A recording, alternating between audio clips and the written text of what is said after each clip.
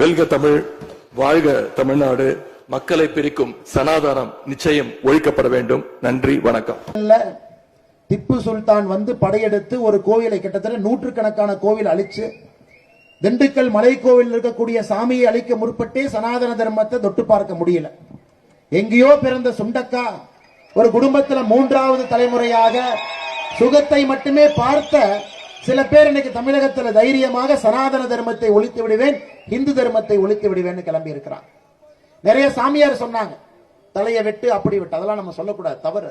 அதெல்லாம் யாரையுமே நம்ம சொல்லக்கூடாது. நம்முடைய எதிரியாக இருந்தாலும் கூட நம்முடைய இந்து தர்மத்தில் அதை போன்ற வார்த்தைகள் நாம் பயன்படுத்த போவதில்லை. அதனால்தான் உதயநிதி ஸ்டாலினுக்கு அந்த அரியா குழந்தை, சின்ன குழந்தை ஏதோ பேசணும் அப்படிங்கறக்காக ஏதோ பேசிடுறோம்.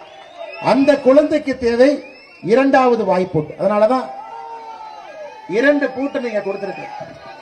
இவங்க 2 பேருக்குமே நாம அண்ணன் கோத்ரேஜ் பூட்டெல்லாம் இல்ல, திண்டுக்கல் பூட்டு தான். திண்டுக்கல் பூட்ட இந்த 2 பேரும் இந்தியாவை பற்றி தவறாக பேசுவோருக்கும் இந்து தர்மத்தை பற்றி தவறாக பேசுவோருக்கும் இந்த பூட்டை போட்டுட்டோம்னா தமிழகமும் இந்தியாவும் நிம்மதியாக இருக்கும். அதற்கு திண்டுக்கல் பூட்டு நமக்கு வேலை செய்யும்.